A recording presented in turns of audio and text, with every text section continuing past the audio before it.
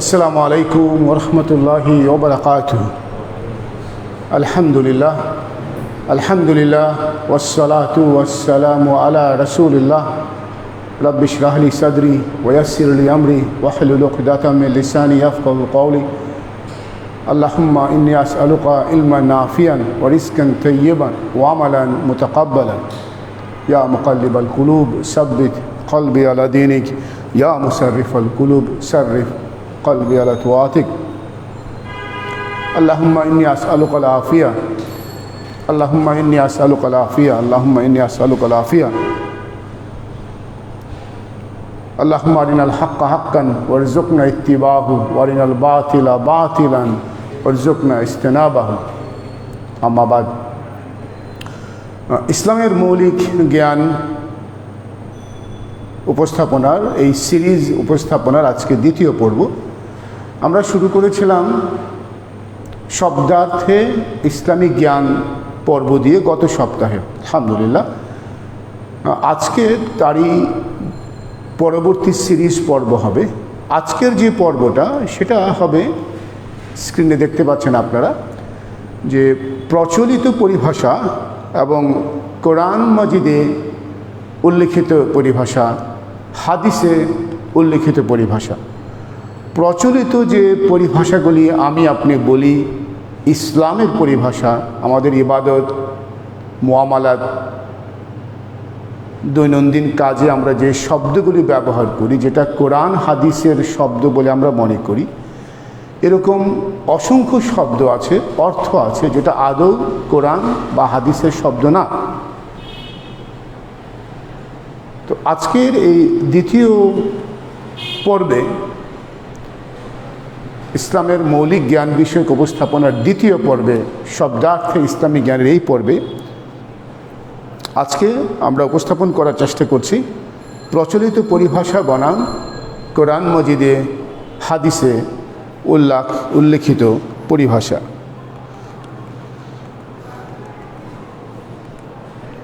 যে আমাদের দৈনন্দিন জীবনে, যা বলছিলাম, যে আমরা এমন কিছু ধর্মীয় পরিভাষা ব্যবহার করছি যে পরিভাষাগুলোকে অনেকেই হয়তোবা কোরআন হাদিসের পরিভাষা বলেই জানে, যদিও সেই পরিভাষাগুলো কোরআন মজিদ বা হাদিসের কথা উল্লেখ করা হয়নি। প্রচলিত এইসব পরিভাষাগুলির ব্যবহার যদিও দোষণীয় নয়, তবু এর পরিবর্তে কোরআন হাদিসে উল্লেখিত পরিভাষার ব্যবহারই উত্তম, এবং একজন মুসলিম হিসাবে এটা বাঞ্ছনীয় যে সে তার দৈনন্দিন জীবনে কোরআন হাদিসের পরিভাষার সর্বদা ব্যবহার করবে।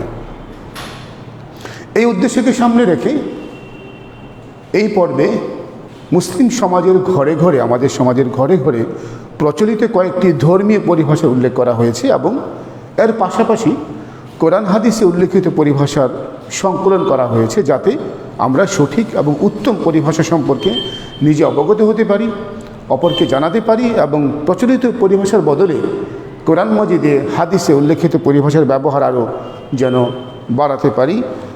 পরিভাষাগুলো সংকলনে আমাকে সহযোগিতা করেছেন মদিনা ইসলামী বিশ্ববিদ্যালয় থেকে ফারেগ বেশ কয়েকজন আলেমে দ্বীন। তাদের খেদমা আল্লাহ যেন কবুল করেন। তাদের পরামর্শে, তাদের দ্বারা তাহকিকের মাধ্যমে এই পর্বটা করা হয়েছে। তারপরেও আমরা মানুষ, ভুল হওয়া খুবই স্বাভাবিক। আমি আপনাকে একজন উত্তম ওয়েলউইশার মনে করব যদি এখানে কোনো ভুল পাওয়ার পরে আপনি আমাকে তো অবহিত করেন। এটা আপনার এই এফোর্টটাও দাওয়াতের কাজে আসবে, আল্লাহ কবুল করবেন বলে আমি মনে করি, এবং আমরা তা চাই। এটা একটা সম্মিলিত একটা প্রচেষ্টা, যেখানে আপনি অবদান রাখতে পারেন নতুন পরিভাষা দিয়ে, অথবা কোনো ভুল, কোনো অশুদ্ধ কিছু থাকলে সেটাকে আমাদের দৃষ্টিগত করার কারণে। তো এটা মূলত করা হয়েছে পাওয়ার পয়েন্ট সফটওয়্যার দিয়ে, এবং একটি দিনী উপস্থাপনা যেটাকে ভিডিও আকারে রূপান্তর করা হয়েছে।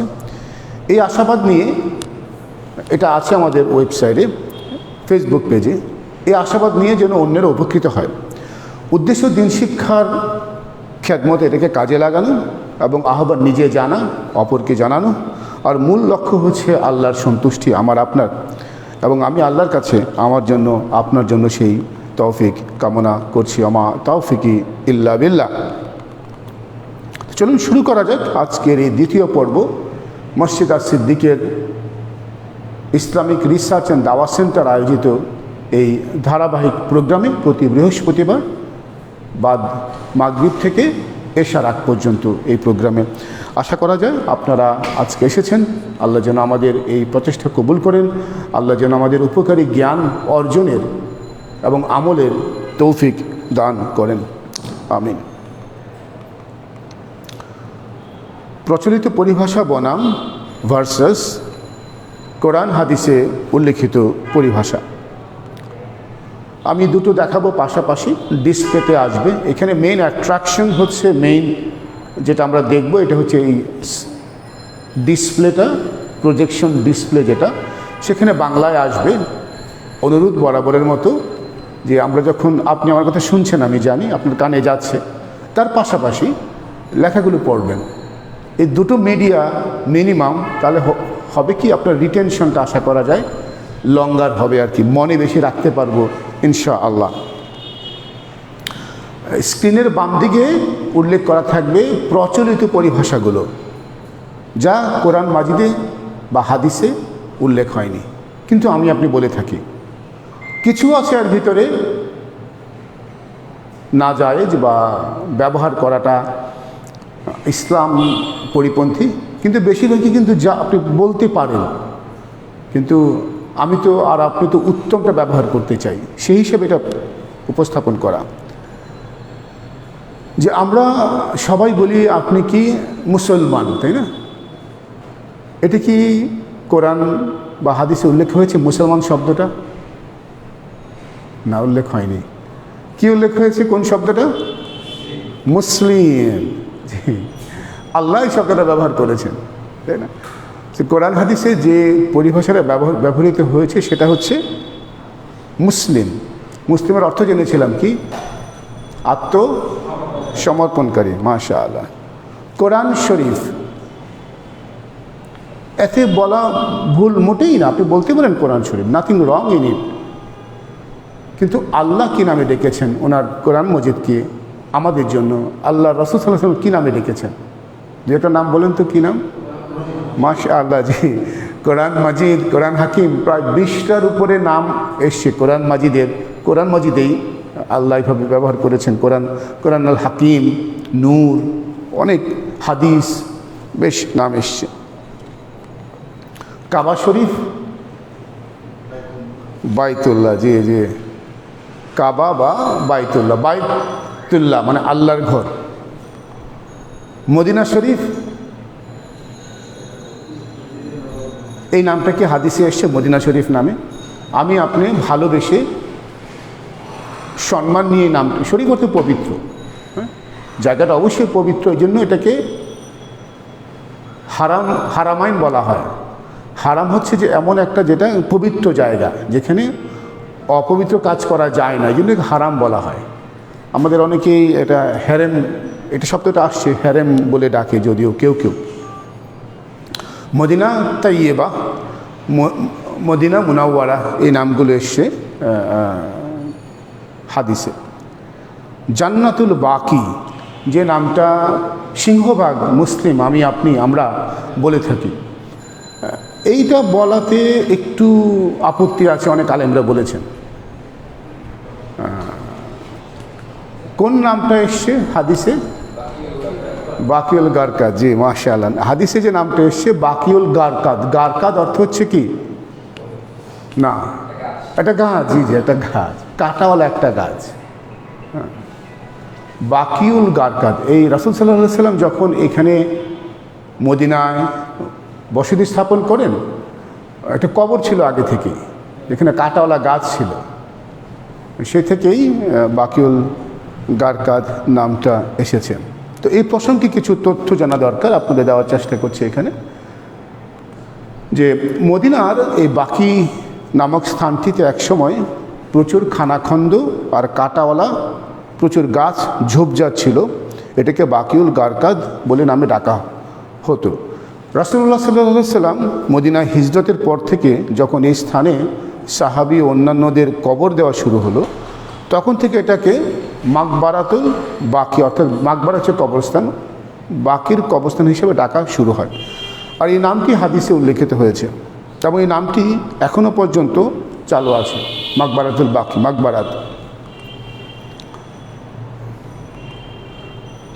জান্নাতুল বাকি যে নামটা আমি আপনি ডেকে থাকি, এই নামটি মূলত পাক ভারত, এই আমাদের উপমহাদেশেরই পরিচিত, এবং এই নামটি প্রচলন হওয়ার পিছনে একটি কারণ হতে পারে যে এই স্থানে রাসূলুল্লাহ সাল্লাল্লাহু আলাইহি সাল্লামের বংশধরদের অনেকেরই কবর রয়েছে, যেমন ওনার চাচা আব্বাস রাদিয়াল্লাহু আনহু, ওনার প্রিয়তমা স্ত্রী আয়েশা রাদিয়াল্লাহু আনহা, ওনার কন্যা ফাতিমা রাদিয়াল্লাহু আনহা সহ অন্যান্য 3 কন্যা, ওনার ছেলে ইব্রাহিম রাদিয়াল্লাহু আনহু, ওনার নাতি হাসান রাদিয়াল্লাহু আনহু সহ আরও বেশ কয়েকজন বংশধরদের কবর রয়েছে এই বাকিউল গারকাদে বা মাকবারাতুল বাকিতে।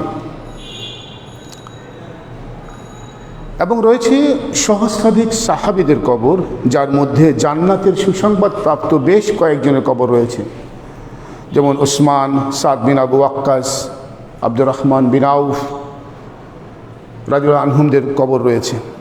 এই কারণেও জান্নাতুল বাকি নামটার ডাকার সূত্রপাত হতে পারে।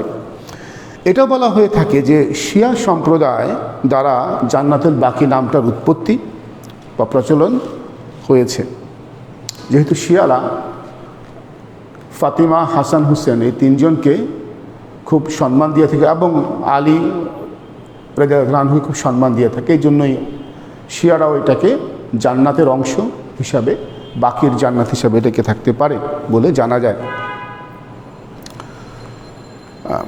আরেকটি ভ্রান্ত ধারণা আমাদের সমাজে প্রচলিত আছে যে এই মাকবারাতুল বাকিতে কাউকে কবর দিলে সে সোজা জান্নাতে যাবে। এটি একটি ভুল ধারণা এবং অনেকেরই হয়তো জানা নেই যে এই বাকি কবরস্থানে আজও পর্যন্ত যারা গিয়েছেন উমরায়, হজে, যে মদিনাবাসীদের কবর প্রধান কবর এটা, এবং প্রতিদিনই কবর দেওয়া হচ্ছে এবং প্রতি ওয়াক্তের সালাত শেষে কিন্তু সেই জানাজার সালাত অনুষ্ঠিত হচ্ছে। আপনারা জানেন, যারা গিয়েছেন, দেখেছেন, অংশগ্রহণ করেছেন। তো এটা সেই মাকবারাতুল বাকির মদিনার, এবং এখানে যাকে প্রচলিত ভাষায় বলা হয় জান্নাতুল বাকি, কোনো কবরের চিহ্ন নাই, শুধু আসা যাওয়ার রাস্তাটা দেখা যাচ্ছে এখানে। অনেকেই আবার মক্কার যেটা মাকবারাতুল মাআলা, সেই কবরস্থানকে, যেখানে মা খাদিজা রাদিয়াল্লাহু আনহা এবং রাসূল সাল্লাল্লাহু আলাইহি সাল্লামের পূর্বপুরুষদের কবর রয়েছে, সে কবরকেও জান্নাতুল মাওলা, মাওলা বা মাওলা ডাকে নামে অনেকে ডাকে, যদিও তার আসল নাম মাকবারাতুল মাআলা। এবং এই কবরস্থানের সাইনবোর্ডে এই নামটি লেখা আছে, মাকবারাতুল মাআলা, জান্নাতুল মাওলা না। এটা সেই মক্কার কবরস্থান যেখানে ছিল রাসূল সাল্লাল্লাহু আলাইহি ওয়াসাল্লামের বাড়ির পাশের কবরস্থান। ওনার পূর্বপুরুষদের অনেকের কবর আছে এখানে, ইনক্লুডিং মা খাদিজা রাদিয়াল্লাহু আনহার কবর। তবে কেউ যদি জান্নাতের অংশ হিসাবে কোনো স্থানকে ডাকতে চায়, সেটা কোনটা হবে? মদিনার একটা মসজিদ, একটা জায়গা আছে যেটা যদি জান্নাতের অংশ ডাকতে চান, সেটাকে ডাকা যাবে, হাদিস দ্বারা সমর্থিত। সেটার নাম কি? রিয়াদুল জান্নাহ। জি, রিয়াদুল জান্নাহ। যে স্থানটির ব্যাপারে আমি এখন কথা বলতে যাচ্ছি, উপস্থাপন করতে যাচ্ছি, আপনারা স্ক্রিনে একটু পড়বেন দয়া করে লেখাগুলো আর কি। যদি কেউ কোনো স্থানকে জান্নাতের অংশ হিসাবে বিচার করতেই হয়, তাহলে সহিহ হাদিসের দলিল অনুযায়ী সেই স্থানটি হবে মসজিদে নববীর ভিতর অবস্থিত, এবং এই নাম হচ্ছে রাউদাতুল মিন রিয়াদিল জান্নাহ, যার বাংলা অর্থ হচ্ছে জান্নাতের বাগান সমূহের একটি বাগান। এই যে এই স্থানটা, যেখানে মেম্বর আছে, যেখানে দাঁড়িয়ে রাসূল সাল্লাল্লাহু আলাইহি সাল্লাম খুতবা দিতেন, ওনার মা আয়েশার ঘরের দরজা থেকে মেম্বরের পর্যন্ত এই জায়গাটা হচ্ছে জান্নাতের বাগান সমূহের একটি বাগান। আমরা যারা যাই বা যাব, আল্লাহ যেন তৌফিক দেন, যারা গিয়েছি তারা সবাই চেষ্টা করেছি ওই জায়গায় সালাত আদায় করার জন্য।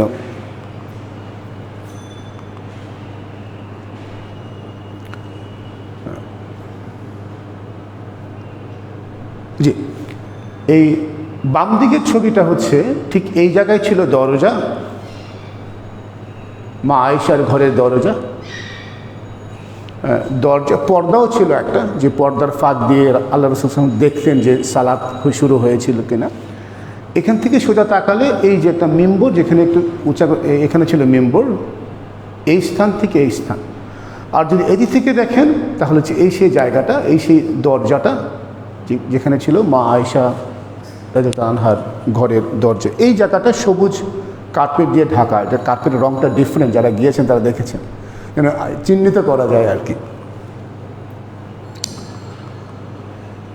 তো এই রাউজাতুল মিন রিয়াদুল জান্নাহ স্থানটি, যেটা বলছিলাম যে মা আয়েশা রাদিয়াল্লাহু তাআলা আনহুর ঘরের দরজা থেকে রাসূল সাল্লাল্লাহু আলাইহি সাল্লামের মিম্বর পর্যন্ত জায়গা, এবং এটি সবুজ রঙের নকশা করা কার্পেট দিয়ে ঢাকা আছে। অনেকে এটাকে রিয়াদুল জান্নাহ নামে ডাকলেও সহিহ হাদিস ভিত্তিক নাম রাউদাতুল মিন রিয়াদুল জান্নাহ, একটু লম্বা নাম। আর রওদা অর্থ হচ্ছে বাগান, আর রিয়াদ হচ্ছে বাগান সমূহ, প্লুরাল যেটা আর কি। সেই জায়গার যার ছবি আমি দেখালাম একটু আগে আপনাদের। প্রসঙ্গত আরেকটি বিষয় উল্লেখ করার প্রয়োজন, যে আমাদের দেশের অনেকেই রাসূলুল্লাহ সাল্লাল্লাহু আলাইহি সাল্লাম এর কবরকে রওজা বা রওজা শরীফ নামে ডাকে। শুধু তাই নয়, অনেক পীর বুজুর্গদের কবরকেও রওজা শরীফ নামে ডাকে আমাদের সমাজে, পাকিস্তান ভারতের সমাজে।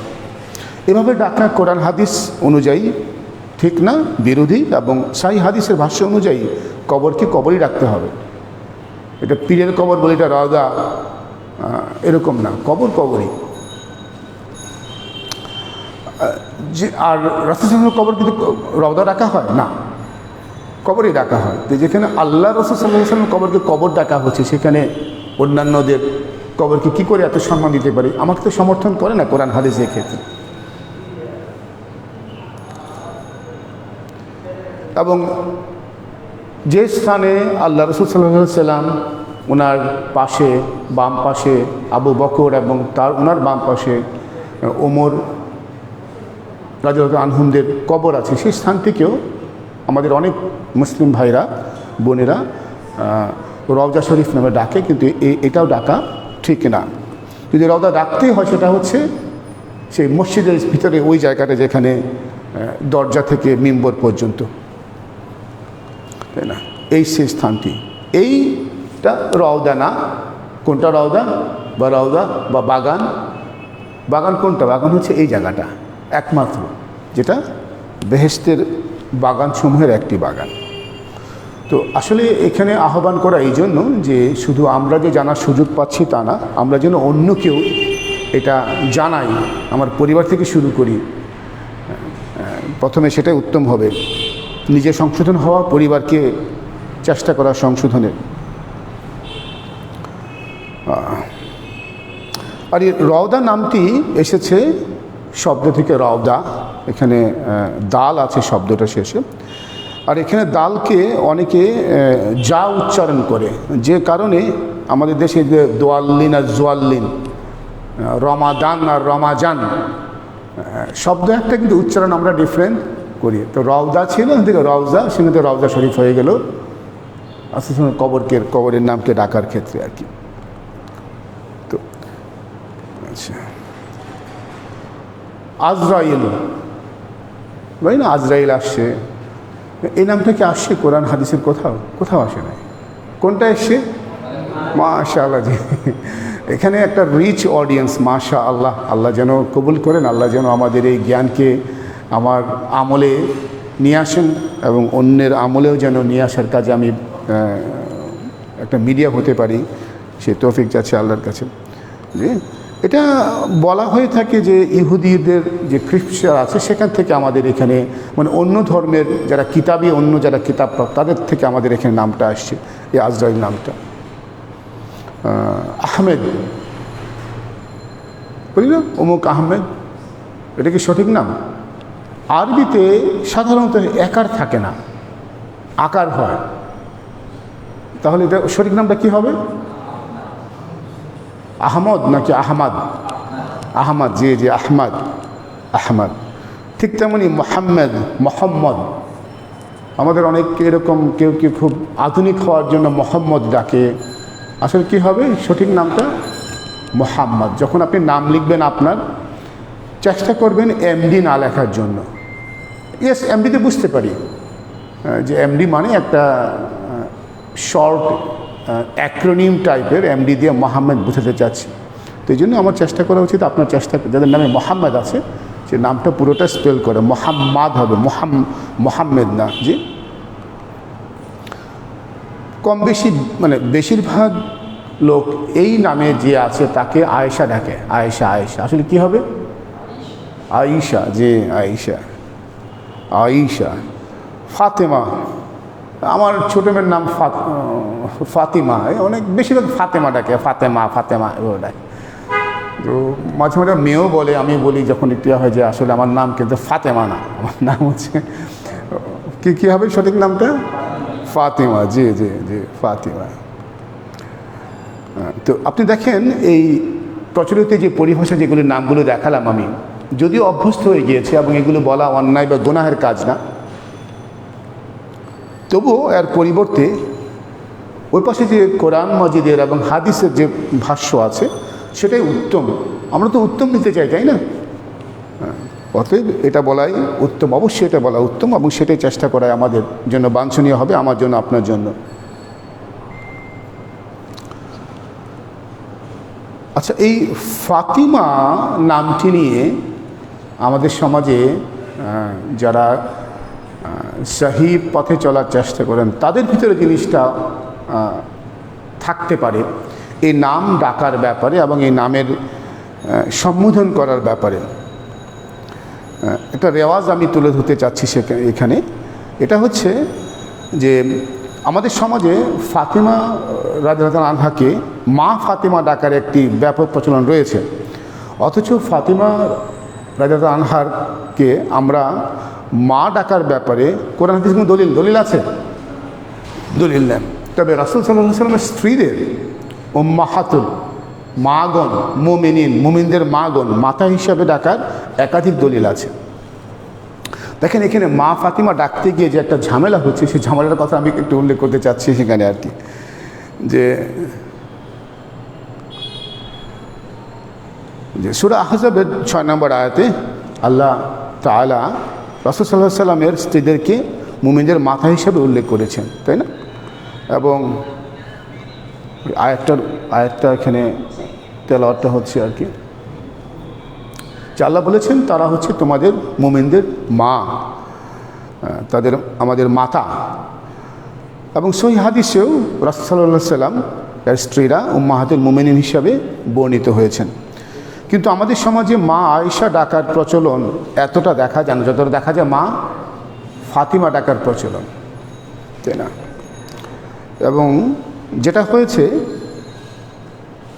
যে এটা চালু হয়েছে শিয়া বিশ্বাস থেকে, যারা রাসূল সাল্লাল্লাহু আলাইহি ওয়াসাল্লামের কন্যা ও স্ত্রীদের ভেতর থেকে একমাত্র ফাতিমা রাদিয়াল্লাহু আনহাকেই আহলে বায়ত অর্থাৎ রাসূল সাল্লাল্লাহু আলাইহি ওয়াসাল্লামের বংশধরদের অন্তর্ভুক্ত বলে মনে করেন, এবং ফাতিমা রাদিয়াল্লাহু আনহাকে সম্মান দিতে গিয়ে এত বেশি বাড়াবাড়িমূলক কথা বলে যে যা অনেক ক্ষেত্রে শরিয়া সীমা ছাড়িয়ে যায়।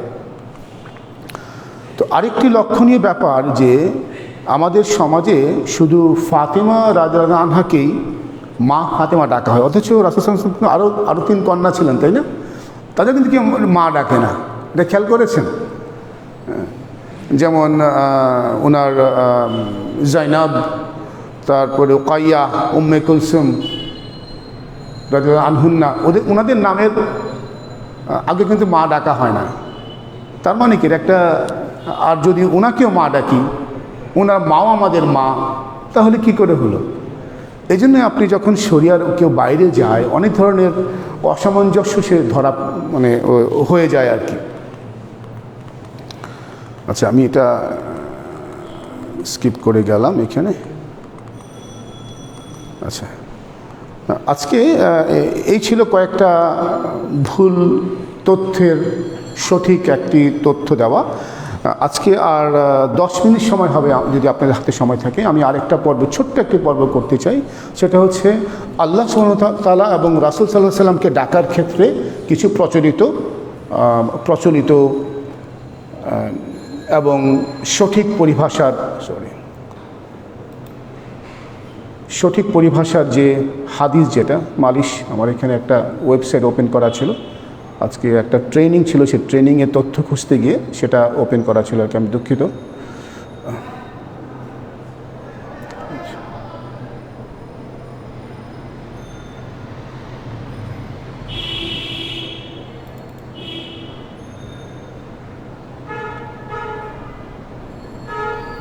সাবধান হওয়া উচিত। জি,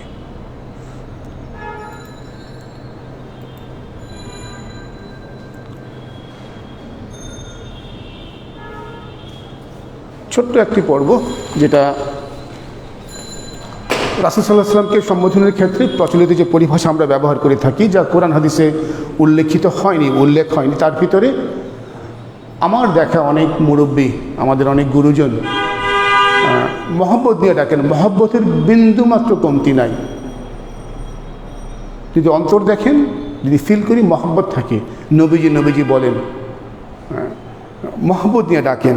আর কি নামে ডাকেন যেটা উল্লেখ হয়নি? রাসূল পাক। আর কি নামে ডাকি আমরা? হুজুর পাক। জি, হুজুর পাক, তাই না? তো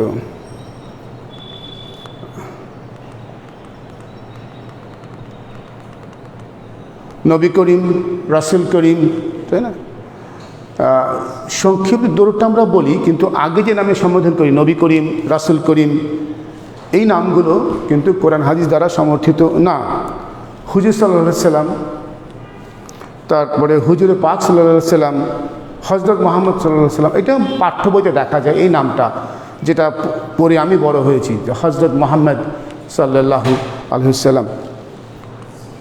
রাসূল আকরাম সাল্লাল্লাহু আলাইহি সাল্লাম, নূরে মুজাসসাম হাবিবুল্লাহ হুজুর পাক সাল্লাল্লাহু আলাইহি সাল্লাম।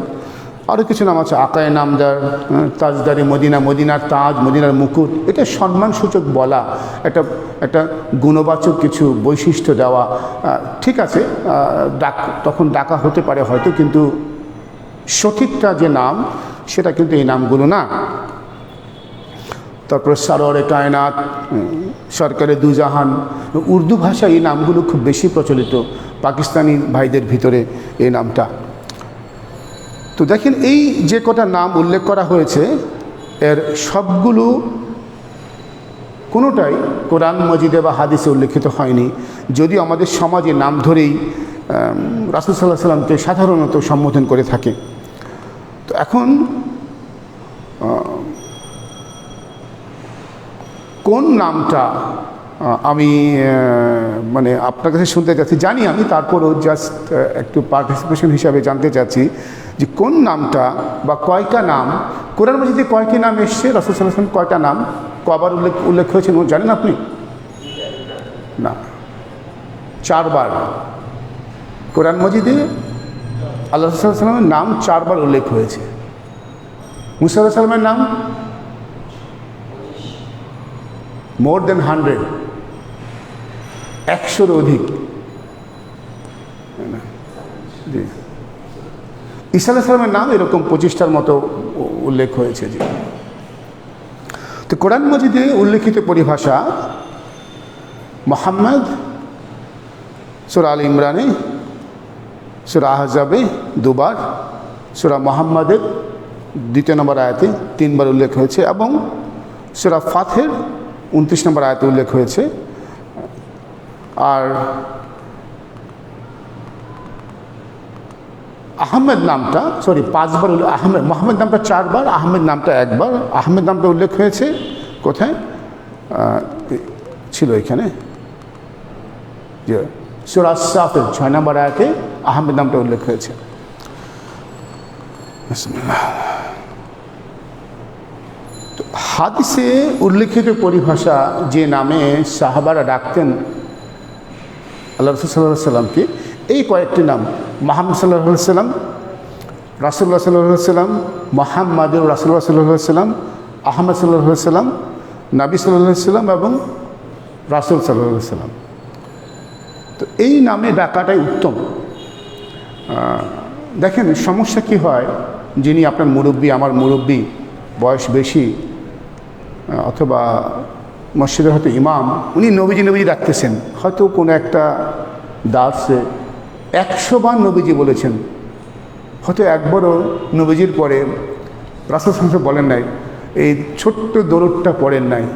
না পড়ার কারণে সেই যে আল্লাহ রাসূল সাল্লাল্লাহু আলাইহি ওয়াসাল্লামের দোয়াটা ছিল, মিম্বারে উঠতে গিয়ে 3 বার যে স্টেপ দিয়েছিলেন, এর ভিতরে একটা ছিল কি, যে আমার নাম শুনে দরুদ পড়বে না তার জন্য কি লানত বা ধ্বংস, তাই না? তো এই উনি এতবার নাম বললেন নবীজি নবীজি নবীজি। আমাদের সমাজে নবীজি নামটা, নবীজি নামের সাথে কিন্তু ইউজুয়ালি সাল্লাল্লাহু আলাইহি ওয়াসাল্লাম বলে না, সরাসরি নবীজি বলে যায়। উত্তম কোনটা? অবশ্যই উত্তম হচ্ছে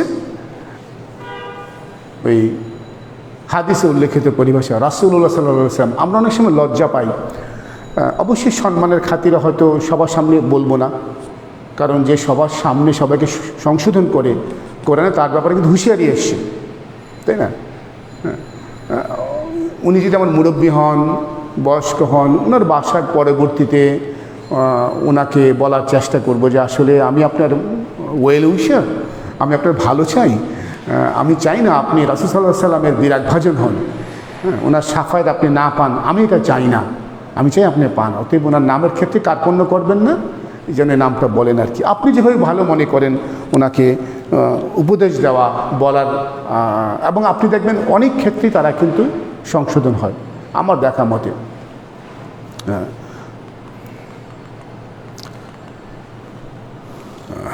তো যেটা বলছিলাম এটাই শেষ আজকে। আমি এতক্ষণ যা বললাম, আমি ভুল করে থাকলে, কোনো ভুল হয়ে থাকলে আপনার কাছে ক্ষমা প্রার্থনা করছি, এবং সেই সাথে সাথে সঠিকটা বলার, সঠিকটা জানিয়ে দেওয়ার, ভুলটা ধরিয়ে দেওয়ার আহ্বান করছি।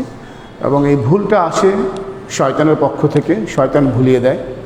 আমি আজকে চাইলে, আমার মনে ছিল না, আমার উচিত ছিল আমার সকালের ট্রেনিংয়ের পরে যে স্লাইড যেগুলো ছিল সেগুলো আমার বন্ধ করে রাখা উচিত ছিল, যেন এমন কিছু ছবি প্রদর্শন না হয় যেটা হয়তো আপত্তিকর হতে পারে। আল্লাহর কাছে তৌফিক কামনা করছি।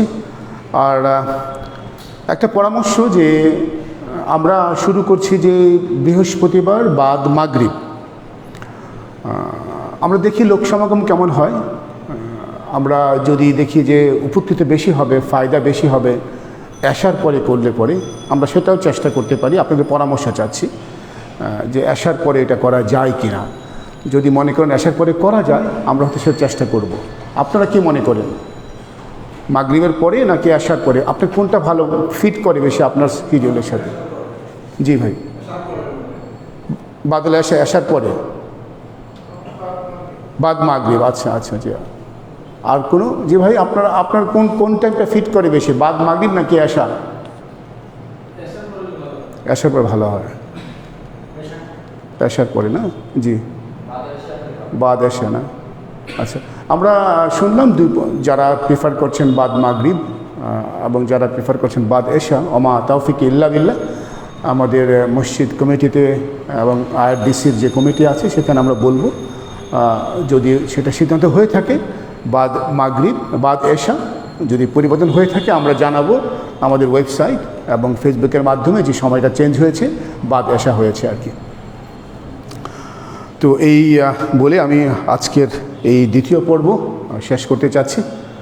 আকুলু কাউলি হাযা ওয়াস্তাগফিরুল্লাহ লি ওয়া লাকুম ওয়া লিসাইরিল মুসলিমিন ইন্নাহু হুয়াল গাফুরুর রহিম।